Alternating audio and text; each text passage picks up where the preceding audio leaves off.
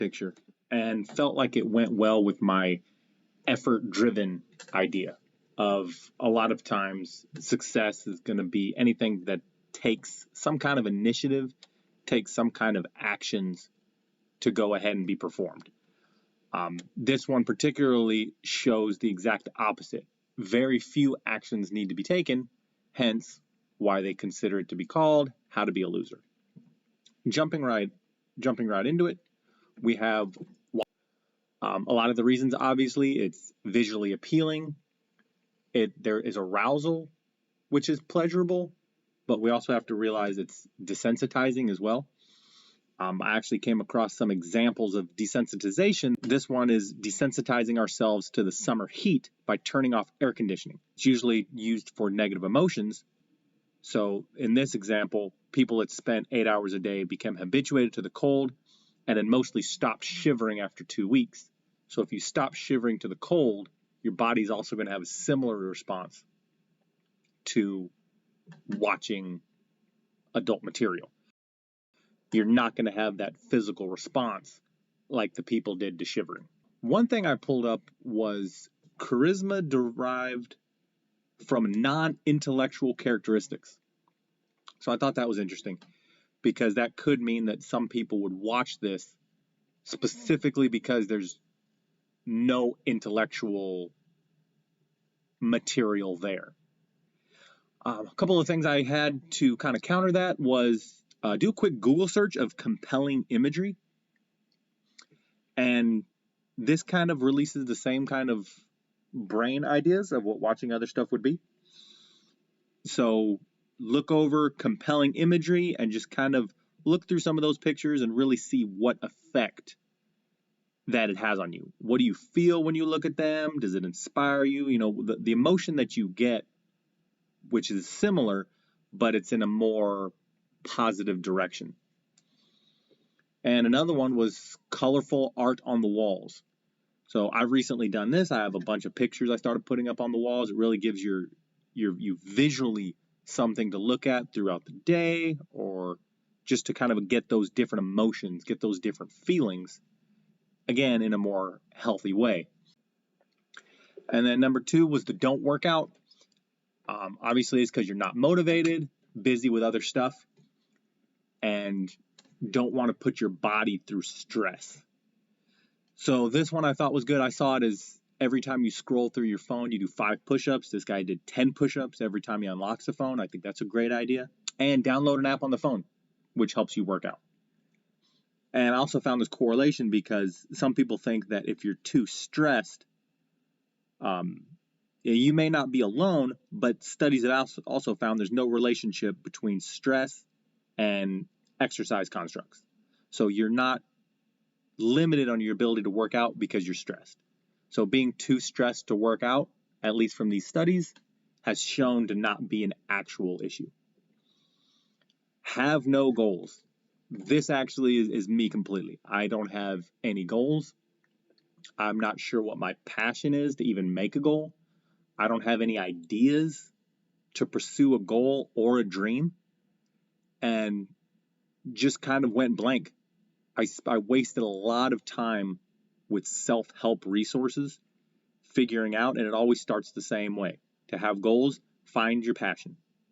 If you can't find your passion, there's no one that can tell you that. And that's been very hard.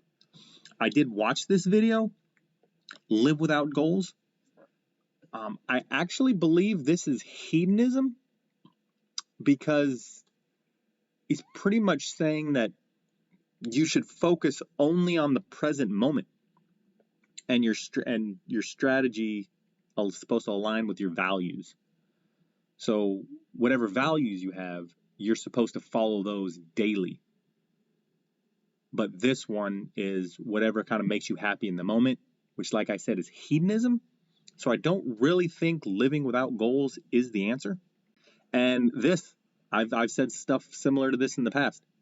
The tragedy of life doesn't lie in not reaching your goal, but the tragedy lies in having no goals to reach. Some examples I've brought up in the past are people that may have physical handicaps that have a passion to play baseball or passion to run a marathon or climb the top of the mountain. They may never be able to do it because of their physical disability. But I almost think it's worse that if you're able-bodied and you have no passion, no dreams, no goals, that is the hardest thing. Always being negative. The brain focuses on negative stuff. It's called the negativity bias. You can try and think positive, but the world and even your own brain starts prioritizing negative emotion. We live in a society of people complaining. And I also believe that being negative keeps you in a safe cocoon. Just like with here, it's a defense mechanism. It protects you from things not working out. So if you're negative and you withdraw, you're actually considered in a safe space. And some ideas I had was connect your positive emotions to the powerful negative ones. You're never going to get away from the negative emotions. So try tying in some of your positive emotions to that. And of course, the old turn a negative to a positive. And I think stay moving. Negativity has a tendency of keeping you still, keeping you kind of in that cocoon. Chasing girls. This one, of course, is a little different. I mean, you can see from the picture. I used this kind of made sense. Obviously, don't be a chaser. Demure, obviously, is not what men are going to be. Dabbler doesn't look like what men's going to be. Forward. I think forward for both men and women is a good point to be in. Some of the reasons, of course, chasing girls, visually appealing, acknowledgement. You're kind of showing them approval.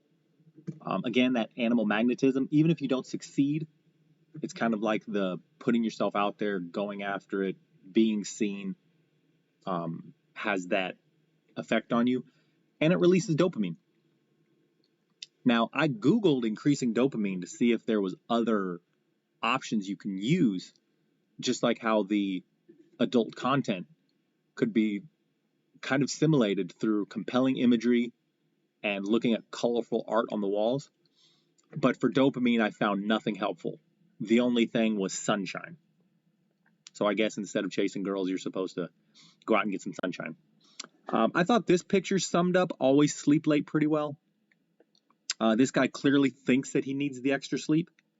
So he's sleeping in, obviously in broad daylight. And it feels good. He has a smile on his face. So he's sleeping in because he thinks he needs the extra sleep. It feels good. But also that clenched fist looks like he's not wanting to take on a new day. Big part about sleeping in late is you're not wanting to get up and experience what the new day has to offer. Being on the phone 24/7, you think that you're going to miss something important, or you have to be on your phone because you have people to communicate with, or you're just having fun playing games or wasting time.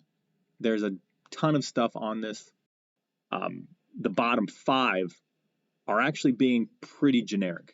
The vaping, I don't have any idea about vaping, so I don't have a thought on that. Dreams, clearly you have to have dreams to chase. And I use this picture for being lazy because it just shows you that lazy may look in many different ways. He clearly got dressed for the day. He has the work computer out. He has a nice clean office. May not seem lazy, but in the moment, he's being lazy. At least Google search showed that this was a lazy picture. Like I said, a lot of these bottom ones, you probably should stop them. All of these withdraw you from human communication. They all hinder success. And they all have you living without goals. So in hindsight, we have a couple different ways. Obviously, watching the content, you just distract yourself with other stuff that releases some of the same ideas. Working out, just staying active. Having no goals we all need help on. Always negative. Just stay active. Chasing girls. Stay active, but also involved with what you're doing, not just the chase. Focus on what you're actually talking about. Always sleep late. It would help if you were active. Phone 24/7, put the phone down and be active. Instead of vaping, go be active. And instead of being lazy, go be active. So it looks like there's a common thought to what this is all about.